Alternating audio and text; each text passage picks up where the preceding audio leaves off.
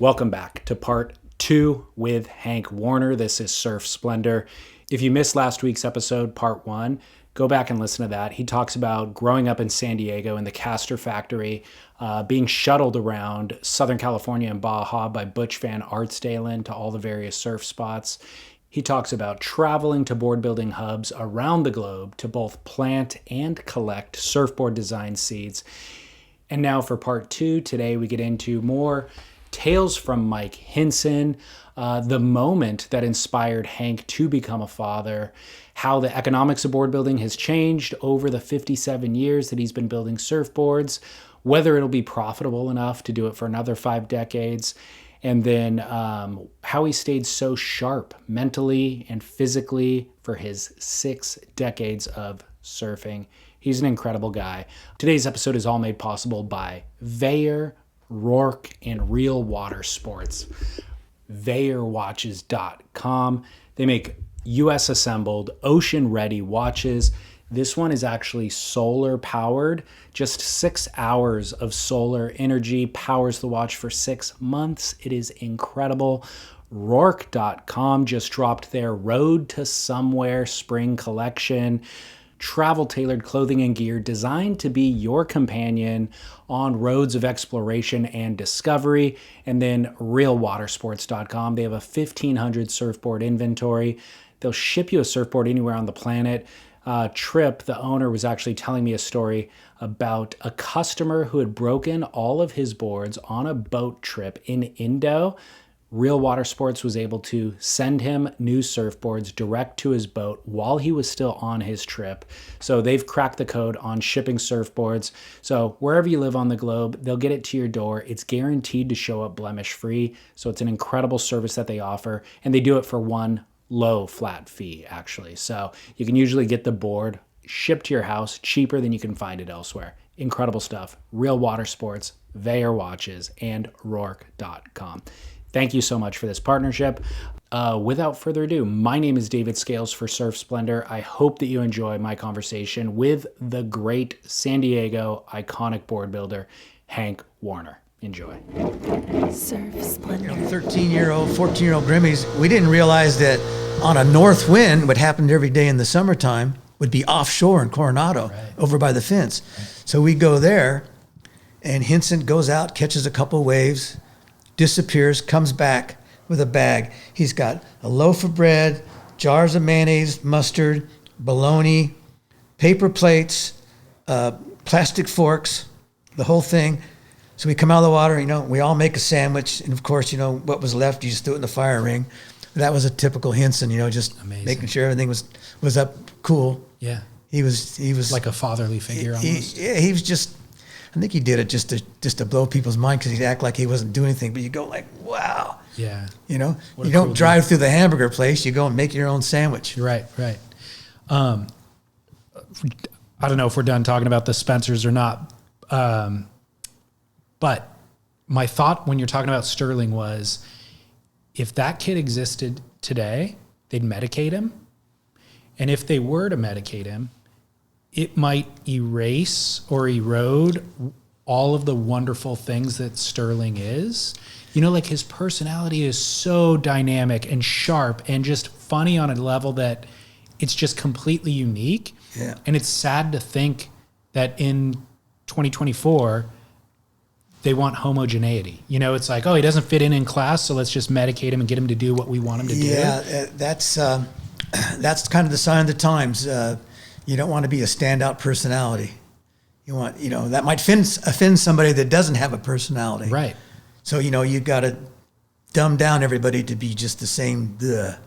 But it could eliminate genius. It probably has. Or people trying things. I always say trying something different is something that doesn't work just in case it does. But, and if you take that away from people, then no one's trying anything. Yeah. My wife being a school teacher and teaching 3rd grade, 4th grade, 2nd grade, she sees kids that she thinks are just, standouts. And, who knows what happens to them once they get into junior high school, years later in high school. Well, I think it's a blessing to have a teacher who can identify that, you know, and certainly they probably won't have one every single year throughout their life. So if they have one along the way, that's already amazing.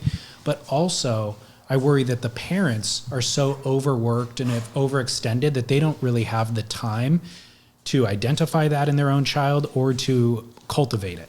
Because it's easier just to hand them the iPad and be like, hey, I got home from a long day at work, stay busy over there because I don't have the time, you know? You know, that's what's happening in the United States is it's gone from one parent staying at home, one parent working, one parent being involved, to just to keep up with the Joneses. Two incomes is still not even enough, and so that happens. And that's why I was glad I had my first child when I was 53, and I just did the Mr. Mom thing. Shaped surfboards at night and on the weekends when my wife worked, and took them around the factories with me. And you know, when I had both of them in my car, shape blanks on one side of the car and the two big car seats on the other side, and go around and you know, just be with my kids. That's why that was my retirement plan, because I remember John Hawley, famous Sunset Cliffs, great surfer, shaper. I saw him one day. I go, hey, John, how's it going? He goes, oh, really great. I got grandkids. I go, oh, okay. Yeah, you know, when I had my kids, I was too busy chasing women, partying, surfing, working. I never had time for my kids. But now I got time for my grandkids. And at that point, I went, clicked, and went, yeah, that's what I'm going to do. And I was, you know, in my 40s, still hadn't had a kid. That's why I ended up being JoJo Roper's godfather. Because Kim Roper and Joe one time took me out and said, would you be JoJo's godfather? I think they looked at me and figured I'd never have kids. But that kind of changed my life, just from John Hawley saying that. All right, yeah, and that's worked out. They're 18 and 21 now, so amazing. They're doing pretty well. Good. I'm glad to hear that. What do they do, by the way?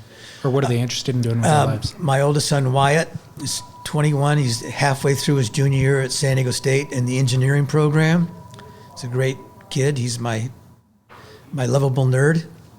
And then my other son, Rhett, is a senior at Mission Bay High, where I went to high school. Skip Fry and Henson went to Mission Bay High. Larry Gordon, Floyd Smith, Bobby Thomas. All these people were all Mission Bay High alumnus. He's into weightlifting. He was a scooter guy and a skateboard guy, surfed a little bit, but now he's in the gym rat. And he's a left-handed kid that can play any instrument right away, guitar, and played in the Mambo Band, the symphony, plays guitar, piano, trumpet. He's a great kid too. He's Mr. Personality. Good. Well, neither of them want to get into board building? Nope. I think the board building scene's kind of disappeared overseas. Yeah. So let's talk about board building a little bit. When did you end up in this particular location? And I'm curious if you, like, you know, talk about the economics of board building, and would you be able to do it today in the way that you did it? Would you be able to have a career in it today if you had? Well, back in the day when I started, there wasn't that many people that did it. Now, I mean, there's a surfboard shaper / builder every garage of somebody that surfs. You know, I've had people say, teach me how to shape. I go buy Shaping 101 by John Carper and figure it out yourself, because the blanks now are a little bit more closer tolerance. Once you get the outline clean, you almost can't mess up. Back when I started shaping, they were all just thick, pluggy blanks, and you could look at a surfboard and say who shaped it just by the personality that was shaped into the board. Interesting. But on the economics of surfboard building, now there's just room for the guy that wants to do everything start to finish, high end. But names don't really matter. I mean, you can ask a Grimmy on the beach now, they wouldn't know who Butch Van Arsdalen is. They wouldn't know Phil Edwards. Some of them don't even know Rusty Preisendorfer anymore. That's not on their block. So it's become so mainstream. I remember telling people that when hippies came along, it saved the surfing image, because I'd go to a girlfriend's house and the parents would go, "Oh, you're a surfer. Oh, you're a beach bum." Well, I never really hung around the beach. I'd go surfing, then I'd leave and go, do what I wanted to do. But then when hippies came along, "Oh, you're a surfer. Oh, at least you're not a hippie." So it kind of like took the negative connotation off of being a surfer. And then all those guys that surfed in the 60s, when they became grandparents and they had gone through the longboards disappearing, they didn't think they made longboards anymore. They started taking their grandkids to the beach, and they'd see other buddies like they used to surf with, 30 years before. "Oh yeah, I got this here longboard from Skip Fry." "Oh, you can get a longboard now?" So then they started to surf again. That's when the longboard resurgent came back. And that was a good era. But up until the Clark Foam closed down, it was pretty much, being in the surfboard business, you could make as many surfboards as you could, and you could sell them, because you couldn't make them fast enough. Interesting. Nowadays, there's not that demand, because 75% of the boards at my local beach are wave storms. You buy them for $90 down at the Costco. So before, you wanted to surf, you had to wait in line, get a custom-made board from the local board builder, and then that's where a lot of these collectibles end up in the rafters, because people realized surfing was not as easy as they thought. And so they didn't get used and all that. But so now it's hard. There are people making a good living still. I'm 74. I should be retired, but it's a good hobby that can make money. Try to work every day, do one board a day, and a lot of clientele that I've collected over the years, and their kids, which is fortunate. But the demand, the shaping machine demand, kind of hurt a lot too, because it used to be the big labels, dealers on the East Coast would want 20 boards for the summer. Well, they would get 8 to 12. Well, with the shape machine, they wanted 20, they could get 30, because they could shape them up and get them going. So it's not a good, if it's the romance of it and the love of it, it's something good to do. You got a good creative outlet, and my car is 20 years old. In your busiest years, how many boards could you build in a year? Or my busiest year of being a surfboard shaper were my years at Gordon Smith Surfboards, late 70s through 84, when we all bailed out of G&S and started diamond glassing. That gets back to how I ended up here. I was doing like 1,200 boards a year, Okay. 100 boards a month. But I'd plan it that the trade show would be, I would go to the trade show, go to the Caribbean, get away for a month or two, and I'd still could get 1,000 boards done at Gordon Smith. Okay. That was at the time when as many boards as they could make, they could never make enough. Now that's not existence. Were you ever doing boards from beginning to end, or were you always just shaping the No, surfboards? I've done 500 boards from start to finish. Okay. Over the course of your life. Over the course of my life, So when you're saying 1,200 a year or 1,000 a year, well, you're that talking was about just strictly shaping. Gotcha. Yeah. Can you say what your profit margin would have been approximately at that time if you're doing 1,200? 1,200 boards? Per board. I was making $7 a shape job. Gotcha. Okay. But you could. And then we got $12 to do a Mark Richards model. Okay. And then when I started doing 6 deep channels that I learned from sitting in a car in 1980 in Australia, the backseat of Alan Burns' car, and I had surfed with Alan back in this 1970 when he lived in San Diego and shaped around here. So I was good friends with him. I had my elbows up on his board, and it was this 6 deep gutters. I went, "Hey, Alan, what's this?" "It's a channel bottom, mate." How do you do that? So he kind of laid it all out, told me the design thing of it. So I came back to G&S and started making those. And once Larry Gordon saw it in the back of my car, he goes, "Oh yeah." So I think it was 1982. I did 800 boards that year, but all of them were 6 deep channels. And I had blisters on my fingers from rubbing that little barrel-shaped shear form to get the grooves in the bottom of the board. Yeah. But you could charge more for that. Well, I think I got $20 for those. That's good. Yeah, that was good. It's Making almost $300, $400 a week at that time was right up there with the average. Not to be confused with the Mike Hinson days, the Mike Hinson models, when those guys are making $200 and $300 a week with their models, and my mom's making the average wage of $80 a week at Convair. Yeah.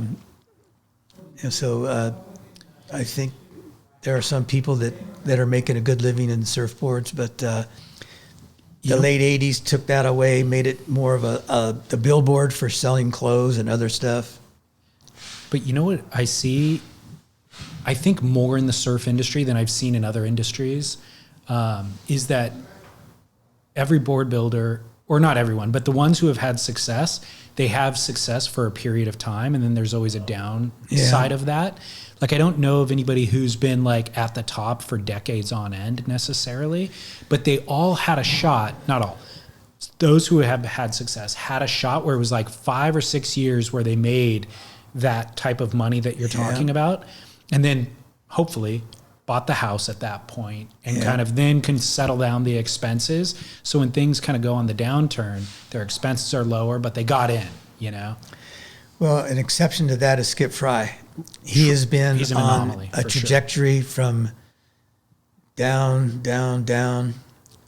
I remember his ghetto years when he was just skateboarding to the beach until the skateboard broke down, and ride a bike till the flat tires. Then he'd walk and just to go surfing. You know, somebody could walk in with a 6-pack, get a surfboard shaped. And nowadays Skip's walking with the Lord, doing everything on the up and up, and it's just bigger and bigger and bigger. At 82, he's probably more prosperous than he's ever been. Not probably, he is. Yeah. But everybody else, they come and go. You know, you saturate your market if you get greedy. Okay. That's what was good about Clark Foam is he wanted to make sure that nobody had a what's it called? A monopoly on the blanks. I'd go to England to shape boards, and the guy that I would did hundreds at a time for, I go, can't you get some Clark foam over here? I didn't like this foam that came from Australia. He goes, they won't sell to me. I want to just get a container of Clark foam and bring it here. He goes, nope, you got to buy it through our distributor, because Gordon Clark wanted to make sure that a kid in the garage or a guy that's making 50 boards a week had the same access to the blanks. And that's how it kind of went. And then when Clark Foam disappeared and all these foam companies popped up and imports from Australia, because the Australian dollar was low compared to the American dollar, you could get a lot for it. You know, there you go. They're available for everybody and anybody. What was your exposure to Gordon Clark? And I'm curious, what was behind his philosophy on making it equal playing field for the kids, or for the garage shaper, I guess? You know, I really don't know. I know he was real close with Billy Castor, because he would do anything for Bill, because he was getting Clark foam from him back in the early 60s or late 59s and that. But Gordon was always referred to as the benevolent dictator. He made sure that everyone had access, and he would share his information that he would get with anybody and everybody. And as surfboard manufacturing went from Southern California to the East Coast, Hawaii, and Europe and all that, and more exposure and more surfboard factory around the world, he still just made sure that no one could just have a tight rein on his supply of blanks and dominate their area, because no one else could get a surfboard shape. Like in Brazil, that happened. Some guy's nephew became the surfboard guy, so you couldn't get a Clark foam unless you got it through him. Yeah.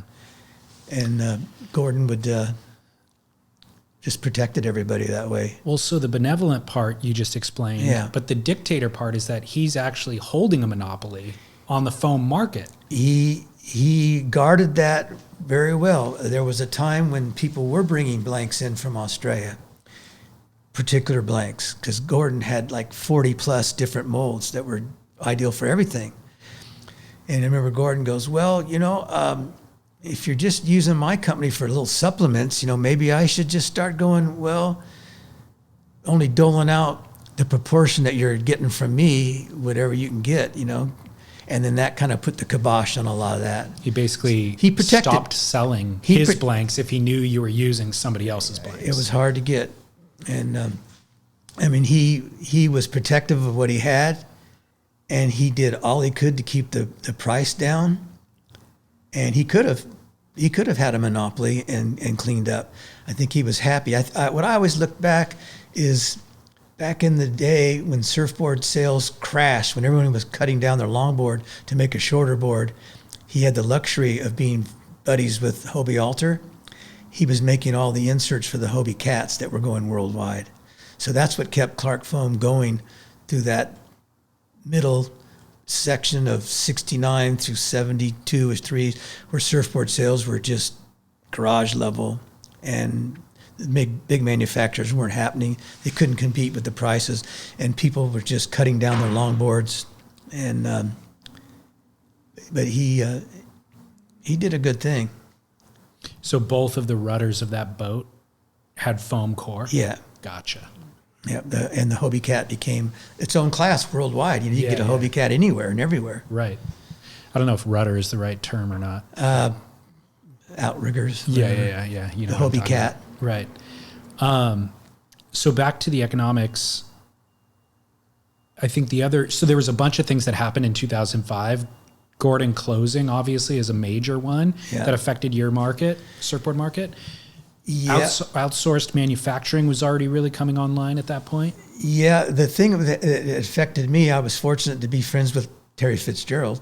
He got me a couple of containers from Barry Bennett Foam. Oh, okay. Kind of kept me going. And then that's when not only EPS blanks started getting used because they're easily to access, and the epoxy resin construction. That's also when for want of a better word, the Surf Tech type boards that were made in the east, Far East, started getting a hold because there was no, it wasn't hard to get one. So you wanted to keep selling surfboards in your shop, you had easy access to at least, the molded boards that came in. They were still available. So that got their foot in the door with that. Before, people had a bad image. They'd rather have a custom-made foam surfboard as opposed to a pop-out molded board from Asia. And then they got better designs and stuff. And that's what got that foothold in. Along with that foothold, it should be stated, it's beneficial for the retailer. It's all the retailer. So the retailer, if you're working with a retailer. Why? And then when all these boards start coming in from Asia in a container, and they're going, wow, we sold this many boards. They would make more and more. Next thing you know, when those containers showed up, all of the racks of all the shops were already full. So then it got to be like, oh, here, we'll just put these. We'd rather have these for sale in your store than sitting in this container. So then the retail dealers go, why do I want to buy a board from you and wait 2 months to get it when I've got all these access to anybody that comes in my store to sell them a, quote, surfboard? Right. So to clarify, the way of doing business prior was you would build boards, you pay the expense, of course, for building the boards, you take them to a retailer, and then you either need to get paid up front or maybe give them 30-day terms maximum, right? Yep. So they need to pay you for the board that's sitting on their shelf within 30 days, whether they sell it or not. Right. But the container that shows up from Southeast Asia with the, quote, pop-out style surfboards, rather than them just keeping them in a container waiting to sell them to the retailer, they basically say, hey, we'll put them on the rack on commission. Yeah. And Pay us 30 days after they sell. Maybe it takes you 90 days to sell them. They're just hanging out there for us. You don't have to pay us until they sell. That's when, from a business standpoint and not a soul standpoint of building a surfboard, you had to start going, hey, look, if I put boards on consignment, you have no skin in the game. You're going to sell whatever you can sell. If you buy my boards, you want to sell that board because you got money into it. Exactly. So then that's when that 30-day thing, because boards were flowing. Yeah. But then when they got glutted through all these different markets that entered the surfboard building market, the soft boards and the molded boards, And now they've gotten more sophisticated with some companies. But if you're able to, you kind of get a deposit, get them paid for before you ship them. Yeah. And the companies I've found that are able to do that are the ones that are more successful. Yeah. The ones that want consignment, they're not that successful. The ones that will put out for 10 boards, they're a successful shop with a lot of different dealers. So you kind of can determine who's being successful, but who's wants to pay to play. Yeah. Who's motivated to Yeah. actually sell surfboards. Yeah. So all of those things, of course, drastically have affected the surfboard market. The soft top thing at Costco, of course, is a whole different ball of wax that came later. The other thing that's, I think, become challenging for the domestic board builder is just that the cost of living has gone up exponentially. A lot. And so, to live near the coast is not 50% more expensive than it was 20 years it's ago. way more than that. It's 5 times more Yeah. expensive than it was. Yeah, well, the other thing is, as the surfboard industry kind of crashed a bit, now with the resurgence of some people still wanting the old soulful way of a handmade surfboard, there's not that many craftsmen around. Right. So those few guys, when I say few, I mean, couple for each factory, 3 or 4 guys, they can demand more money. So now being an employee, you're actually in charge without a union, because if you want someone that can polish the surfboard, it's not like when I got $1.50 to entry level polish the surfboard, you got a guy that can do it. They're getting a lot of money. Yeah. 50 times that. And the laminators and the sanders. So being an employee nowadays, it's pretty lucrative, really, for your time. It's hard work, but a lot of kids nowadays, the first thing they say when I started going to Santa Cruz to surf contests, well, is there internet in this hotel room? I go, what's internet? Their idea is becoming a YouTube sensation for work, not getting sand dust in your eyes. Right. I think this conversation also is a great time to discuss diamond glassing. Yeah. So how did the need for diamond develop, and then what was the ultimate demise? Okay, diamond glassing. My brother-in-law, Billy Castor, had a surfboard factory called Castor Surfboards. He was such a fickle surfboard builder, he would grade every one of his boards. And if his crew put out 35 boards that week and he didn't like the quality, he would cut down 10 boards a week or 5 boards a week until the quality was right on.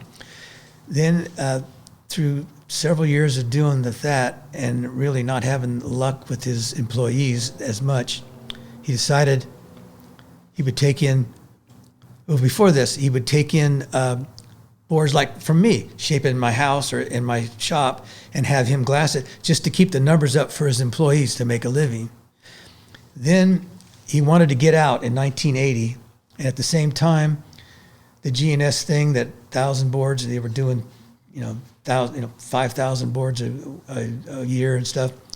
The employees wanted to get out on their own and not be under no demand. You couldn't demand a wage because you just took what they'd give you because they had all the work you could get and there was nothing else outside of that.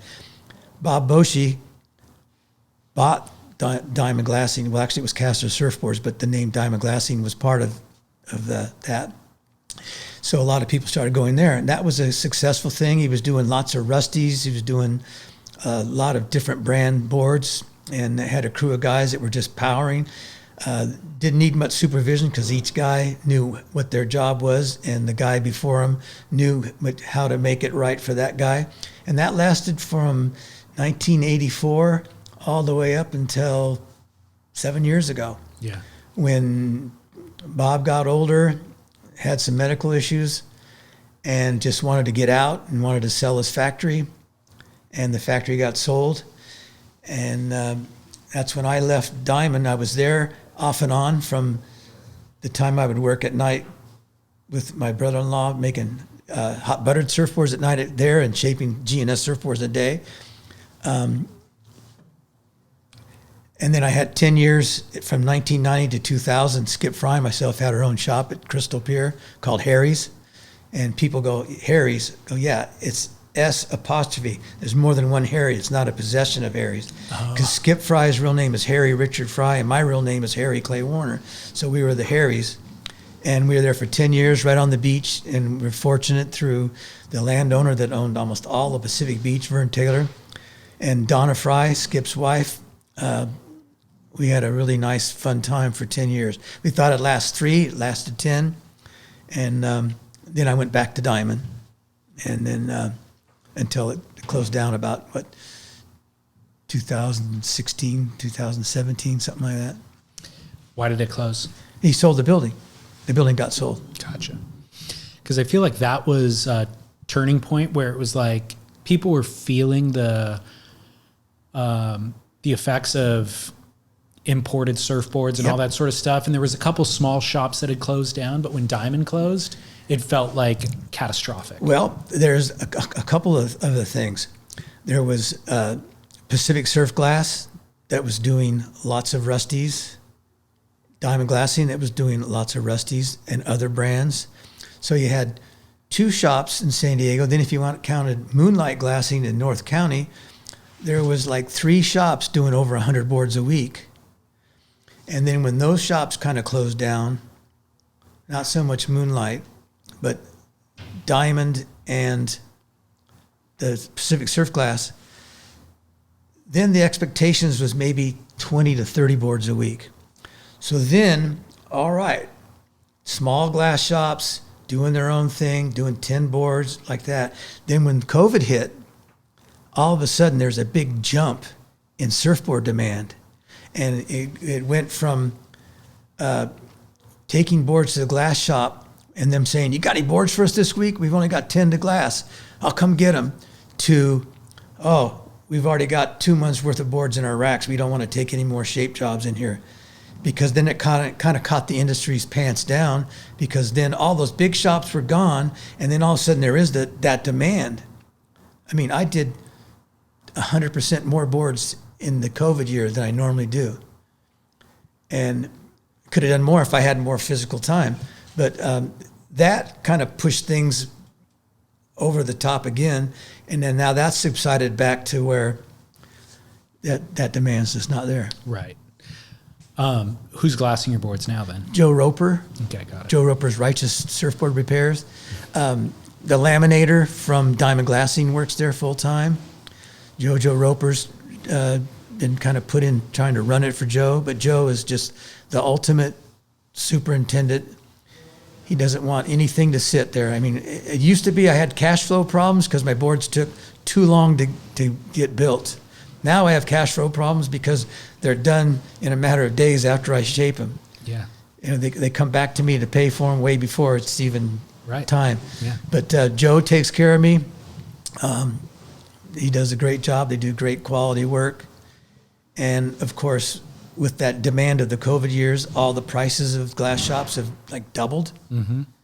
And that's what we're stuck with. Does that mean you're able to charge double what you're charging for surfboards? I have a hard time raising my prices because I still think, how much money's enough? I get Social Security. I like surfboards to be economical. Most of my customers come to me because, they're not as expensive as some groovy guru guy somewhere up in Santa Barbara or someplace. Yeah, but I have been able to raise my price. Yeah. It's a long ways from that $7 a shape job, which came about because of John Hawley.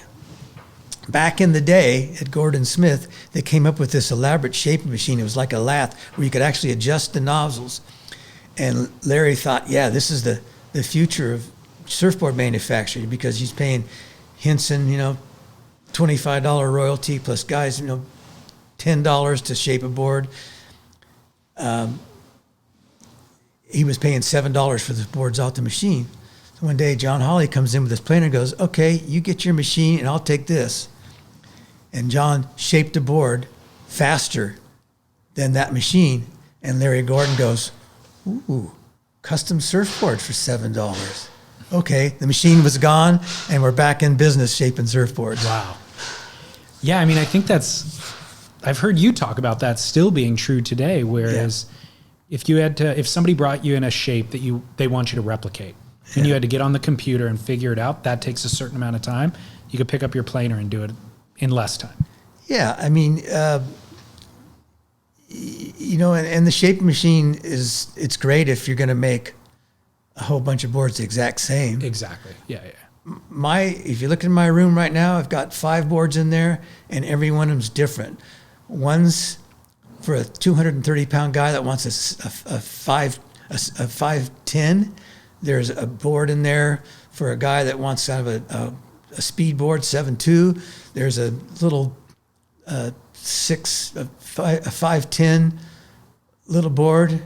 They're all different. I couldn't have enough files. Right. And why do I want to wait for the guy at the file company to cut down the board and you got to do like 10 at a time to make it economical. One-off's way expensive. Yeah. So, if I look at it, why hand the machine $45 in a couple of weeks' time when I can do it right away in an hour? Right. Do you think the boards are better? Is there any qualitative difference in terms of how surfboards surf if they've come off a planer versus a machine? Well, this is when I'd probably get in trouble with everybody that's surfboard builder. Do it. I think, there's been a lot of guys that try to make their own surfboard and they go surf it and it works. Your muscle tone will kind of adjust to anything that's realistic. Okay. If it floats you, if things are in the right order, you can pretty much get used to anything. What the thing about something like what I do and most surfboard shapers that I know, like Wayne Rich or Bob Mitzvin or Stu Kinson or Michael Miller, is we're able to take what the person wants or what the guy's after and do it pretty effortlessly free because of the experience of making surfboard shaping a science. It's not, people say it's art. I think it's more of a science because you're chasing shadows, you've got bottom rocker, you got thickness distribution, and you got the rail contours. And then you got the edges, and then you can add concaves, channels, whatever, all of that different stuff like that. But you just take it from a scientific standpoint and go, there's the rocker, there's the thickness distribution, there's that, and then you put it together and you can do it in a pretty much a hurry. For a long time, I didn't raise my price because I figured that what used to take me 2.5, 3 hours, I was able to do in an hour. So I figured that was like double my wage. But then now things have gotten more intricate and there's more of demand and it takes longer. I'm back to being longer on a board, like 2.5 hours for each one because they're so finicky. There's so much going on because of so much information and people having different demands that you can raise the price and you're not looking for volume. Yeah. And even if you did volume, you couldn't find a glasser that could do that much volume anymore because all those big shops are gone.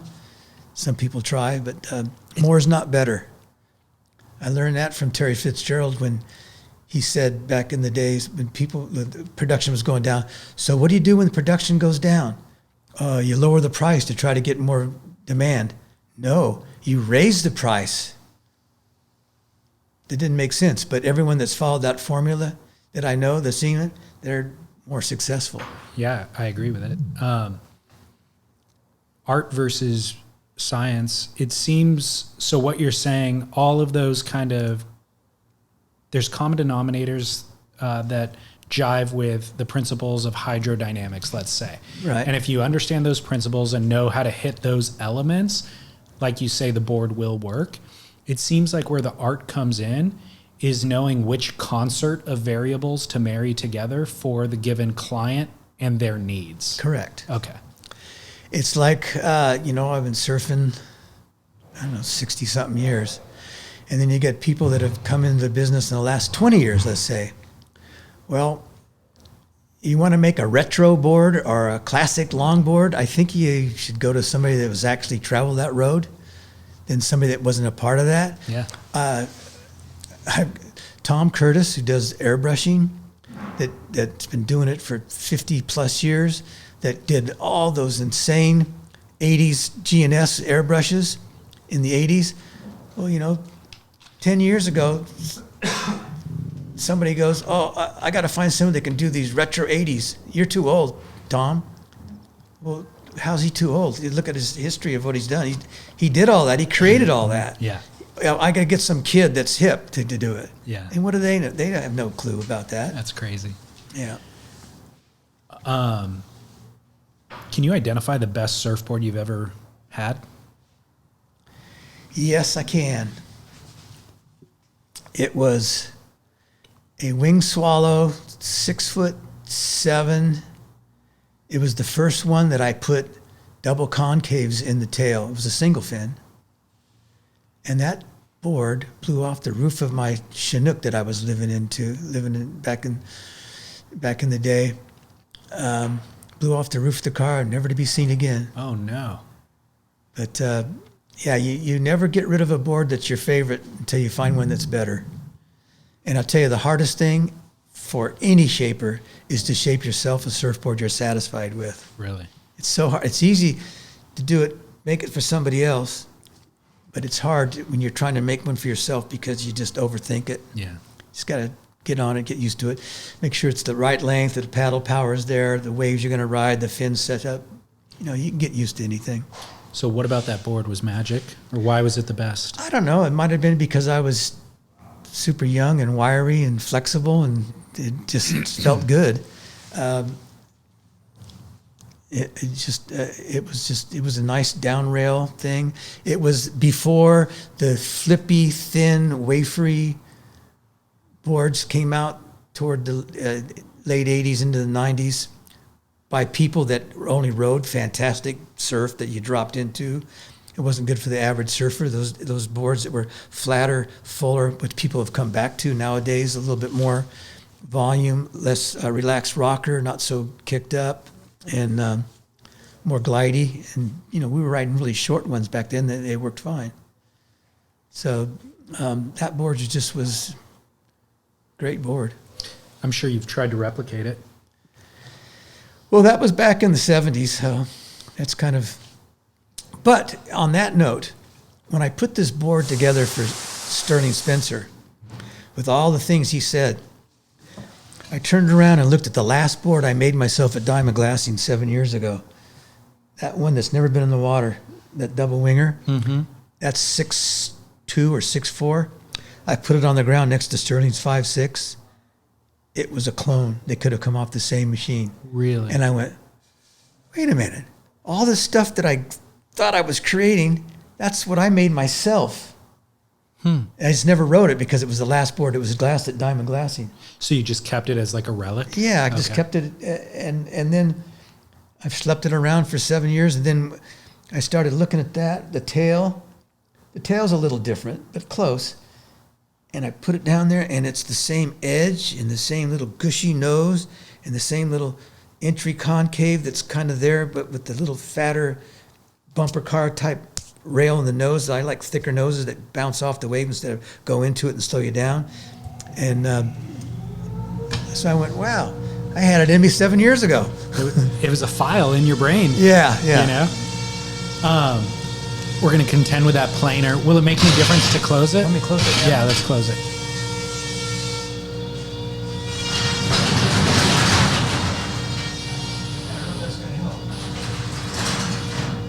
It helps a little bit.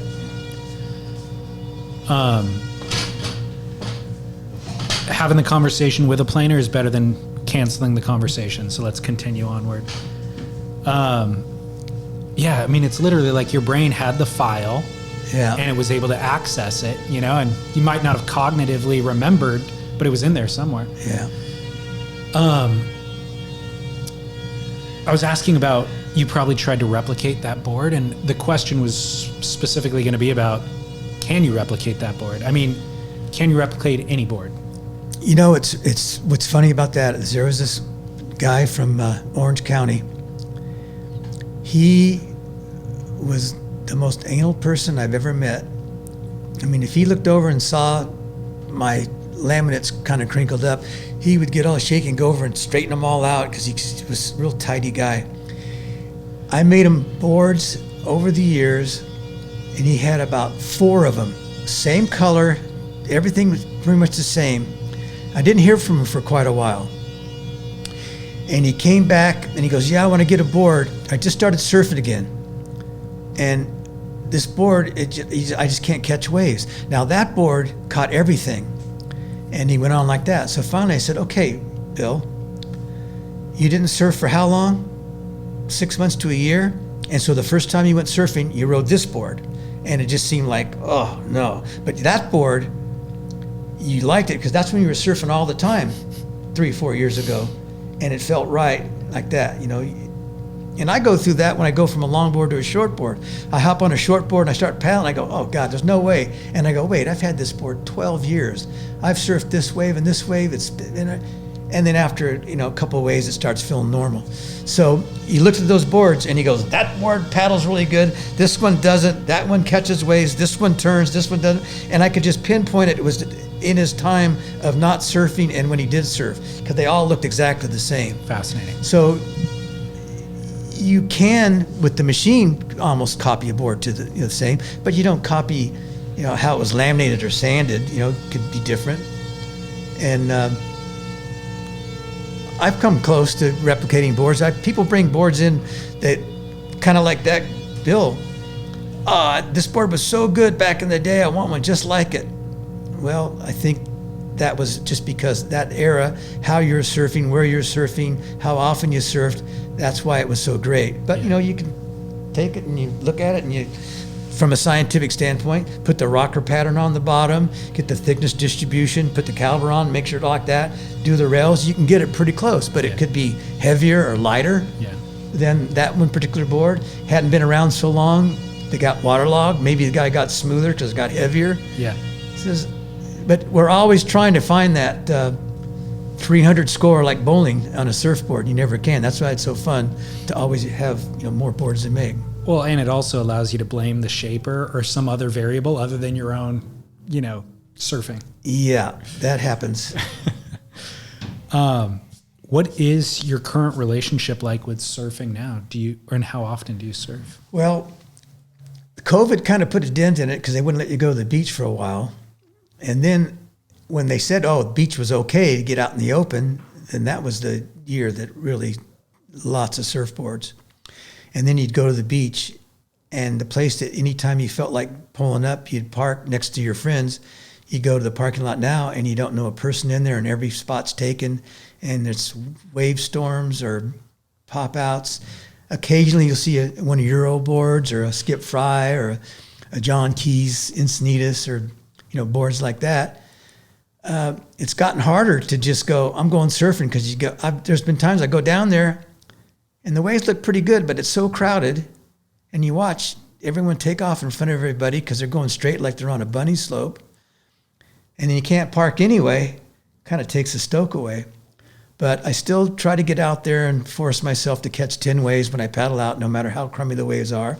And if they're good, I'll stay out longer. But yeah, I can still ride my shortboard, which is a 6.5 EPS, very buoyant. I don't weigh that much, 155 pounds. I still like paddle power, but not like the people that come in and go, I need an 11-foot glider so I can compete with people catching waves. So now you got a whole arsenal of people 50 yards out past everybody trying to glide into the wave ahead of people. And but you know, surfing's still like the best thing. Yeah. I keep looking at Skip. He's 82, still surfing. And I go, well, I always had my eyes on Skip, you know, all the time. Yeah. It used to be I'd be surfing a particular wave. The waves were kind of good. Then all of a sudden, the tide was right. The waves are coming. And I tell you, I would go, look at the beach. Yep, right when Skip was walking up. Perfect timing every time. So weird. And I always would think like, God, what's going to happen when the time comes when I'm not looking and seeing Skip coming? You know, where, you know, the surf stoke's kind of disappearing. Yeah. Warm water. Looking for that warm water place. Yeah. How important is it as a shaper to ride other shapers' surfboards? I've ridden other people's surfboards, and like I said, you get used to anything. But from looking at a surfboard from a scientific point of view. You can look at other people's surfboards and see something different, which is there's not much different under the sun. Nowadays, the biggest difference in surfboards has been the construction, making them super light, or different kind of flex to them, because every board has a flex to it. The construction of stuff that's kind of something, but sticking to the old way is just this most economical, easiest to deal with. I get guys come in that they can't get their board patched. They took it to some guy that does ding repair, and he melted all the foam because he used regular catalyzed resin instead of epoxy, because the epoxy looks so much like a regular surfboard now. Who would tell the difference? But I think I had so many great surfers make me boards growing up. I just kind of gleaned all that from then. And you can look at boards and go, oh, that's kind of like this and that, this and that.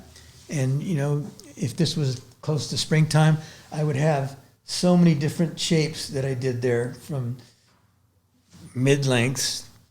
People say, what kind of surfboards do you make? Do you make longboards? I make all surfboards. Surfboards are surfboards. Do you make fun boards? Yeah, all my boards are fun, whether they're 5, 6, or 11 foot. They're fun boards. Do you make mid-lengths? Well, I don't know what that is, but I make a board that's like not 11 foot and not 6 foot. That mid, So, yeah. Now it's like, do you make gliders? All my boards glide. Right. I know, it's funny. Yeah. If you could order a surfboard from anybody on the planet tomorrow, what would you order? Right now, I would probably want to order a Wayne Rich longboard, because in the longboard thing, now there's that specialty classic nose rider type board. And I think I was missing the boat for a while on the nose riders, because it used to be the wide point was way up forward. And now I've noticed, and I got a hold of a template that was made in 1960 by my brother-in-law. I got it about 6 months ago. I got it in my room, and I went, that's it. It's kind of like that Velzy influence of a hip, a lot of hip back there, where you turn back there and you're on the nose. It wasn't like a real wide-nosed nose ride. It was just how the outline was. But I've seen some of Wayne's longboards he's done lately, working with a really good surfer, Devin Howard. I've been thinking about, Wayne, I want to come up there and have you impart a little bit of knowledge to me, because you've really put some time into that. Because he was just doing that, and that, where I'll do one of those in 2 weeks for somebody. But I'm kind of thinking about that. Interesting. And then always, I'd like to get a Skippy, but he doesn't need more work. Right. You're the second person that I've interviewed recently who mentioned that you would get the Wayne. Yeah, I think Wayne's soul critter. Yeah. And I have a connection with Wayne. I had no idea. He used to just be so nice to me and reverent and stuff. And I'm like going, Wayne Rich, Wayne. And then after a while, he said, well, he goes, do you remember Mike Binky? Yeah. He was a guy from Hermosa who came to San Diego State, ended up working as a salesman at Gordon Smith's PB Surf Shop. Oh. And I made him some hot buttards back in the 70s. And Wayne goes, and I got his hand-me-down. So I was riding your hankies back in the 70s in Hermosa before I moved up to Santa Barbara. That's crazy. And I just went, wow. Because, at the time, this was 15 years ago or so, I thought, Wayne Rich, man, you're awesome. You're a cool guy. Like your sticks, like that, And we just talk, and he would do stuff like that. And then finally one day he kind of fessed up. He goes, you were my guru. Those boards that you made for Binky that I got out of his garage and I was surfing, those have been my influence. And then that goes back to Terry Fitzgerald influencing me and all that. So, well, it's all, like you said with Kirby, it's all connected. Yeah, somehow it comes back to you. It does. It's people funny go like, "Oh, you're a legend." You go, well, not a legend. I mean, if you outlive people long enough, eventually you're going to be at the top of the totem pole. Yeah. Well, it's also cute that Wayne didn't bring it up for so long. Yeah, I had almost no like idea he what was he was talking admiring you and he was nervous to tell you or shy about it or something. I don't know what it was, but it was kind of like jaw dropping. Went, "Oh, really? Yeah. You knew me way before I knew you."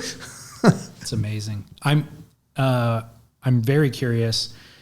What do you do for either physically to continue to do your labor job that you're doing and continue surfing?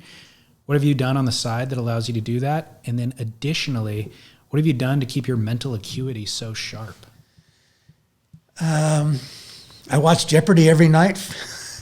That's a legitimate answer. I mean, that's a good watch Jeopardy answer. every night with my wife. But how good are you at it? How many answers are you getting? I'll tell you, sometimes if you're talking about Shakespeare or authors or paramedic theory or something like that, I have no clue. Okay. But I'll tell you, I get a lot of, I've had sometimes this week during championship week where all three of them missed the final question and I got it right off the bat. It was like no brainer.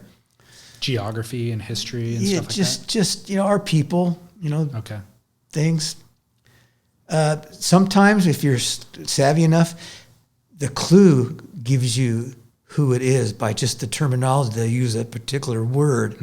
And you think of that word, the only person I could associate with that word, that guy was an inventor. Yeah, so about 1833. That was about, okay. Yeah. Like last night, it was the Southern politicians. This guy died in 1935, and they said, when would the next crown prince, become a politician? And I went, I have no clue. But I think Huey Long of Louisiana died about in the 30s. Because I remember going over his bridge one year when I took a train to Pensacola. So I just went, Huey P. Long, and that was the answer. Crazy. Yeah. But again, your mind is like a steel trap. Even remembering the name of a bridge from way back when is But here's the crazy thing. part. People I go, my memory only works when somebody kicks a key word Sure. that goes down that vein of things. It's nothing I would outwardly go, I know about it. You're underselling it because the fact that your brain even makes the connection when they trigger it is beyond what most people's memory is. My niece, Heidi Catcher, says, we'll go to the Bank of Hank. That's what she calls it. Interesting. Yeah. So what do you attribute it to other than Jeopardy? Maybe good genes. Okay. My mom lived to almost be 96, 97, had no health problems, no strokes, no heart attacks, no diabetes, no cancers, no anything. And I would take her to the doctor and they'd go, okay, what medications are you taking? I go, Mom, what are you taking? She could write down the names and all these things, and I couldn't even pronounce them. She knew them right off the top of the bat. Here, you write it down. I couldn't do it for her. Wow. So maybe that is genetics. Yeah. Probably has a lot to do with it. But, I try to keep my mind active and my body active. And I come to work 7 days a week, whether it's for 3 hours or whatever, at least I'm doing something. I wouldn't want to just sit in front of the couch watching soap operas all day. Yeah.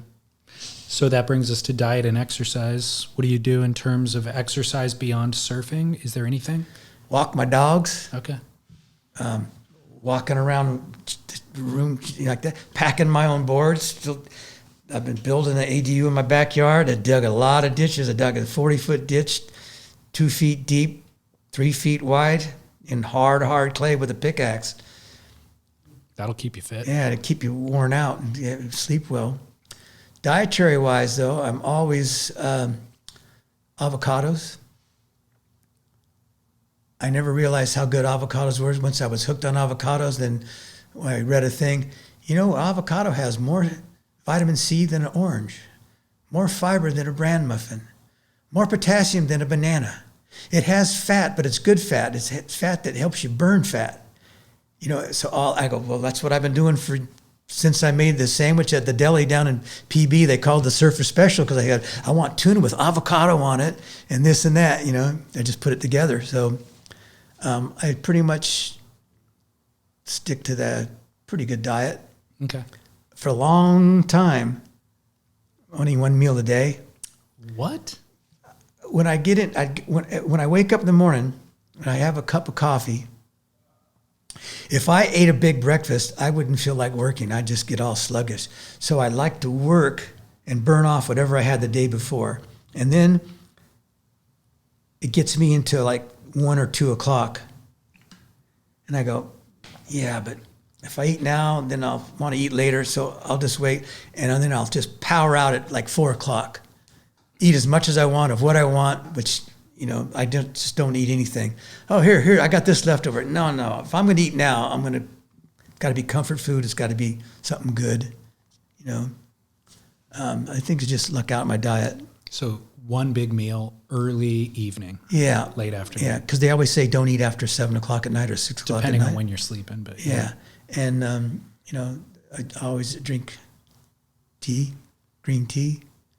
I was drinking green tea before they said it was cool to drink green tea as opposed to regular tea. Yeah.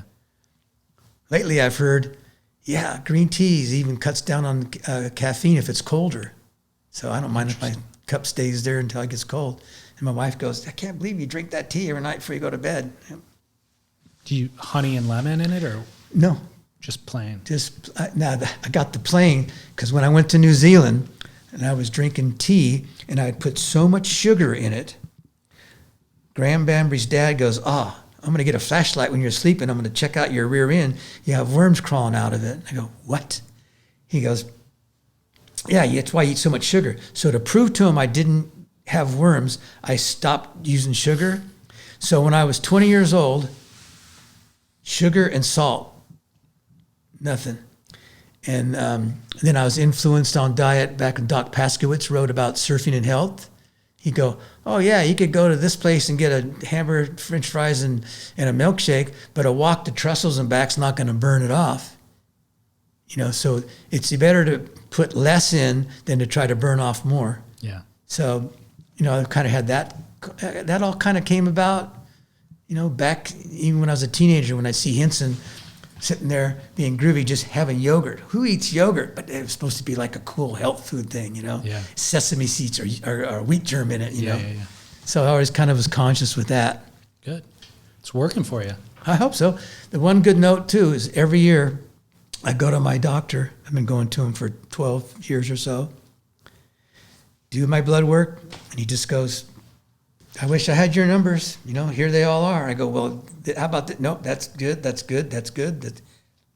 Anything to change? No, it's all good. Fantastic. So I hold my breath every year. Do you envision a time where you will ever retire? No.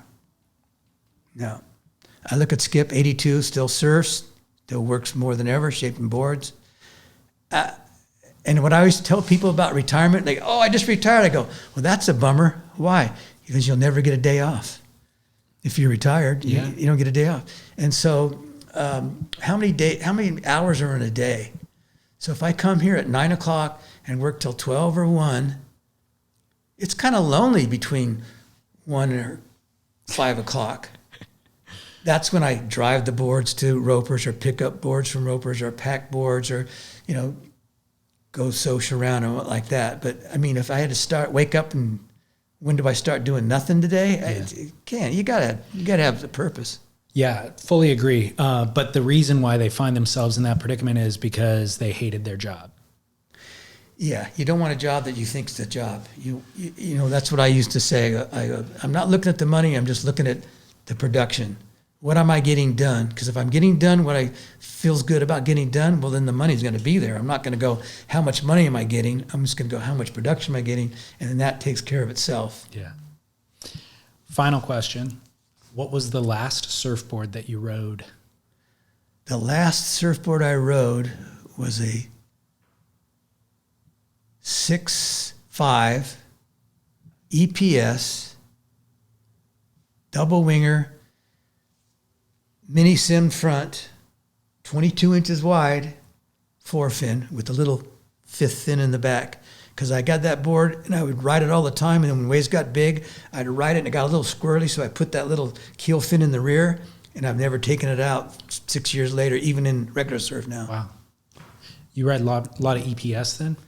Just that one board's the only EPS I have. All the rest of them are all Okay. That It was came my up. board, that my board, that they're all regular. Okay. I guess one more question that I was thinking about throughout is just considering you've traveled so much and surfed around the world, is there anywhere you would still love to go on a surf trip that you haven't yet been? Yeah, I would like to go to Bali or those places. I haven't been that. I mean, I've been to Australia, New Zealand, Spain, England, Ireland. Bali's on the list. Yeah, I mean, that area would be pretty cool. I mean, I've been to Fiji, been those places. I think that'd be kind of cool to experience Bali, because I know a lot of people that go there and end up living there. Yeah. Or Thailand area and that stuff, there's waves. I've heard there's great surf in Sri Lanka. Guys that have traveled there. But that's one thing when people go, okay, so you've traveled a lot, where's the best place to live? I go, well, here's what I think. If you want to make money, go to Alaska for 9 months and work 12, 15 hours a day and sleep and make money. If you want to have a good time, go to the Caribbean. Because I've surfed Barbados and Virgin Islands and Puerto Rico and Bahamas and all that. I go, you just go there. If you just want to, you can be at a different island, a different time. That's a good place, but you're not going to make any money. But if you want to surf all the time, have something to do every night, and make good money, San Diego's the best place. I love it. You can have a working vacation lifestyle living in San Diego. Yeah.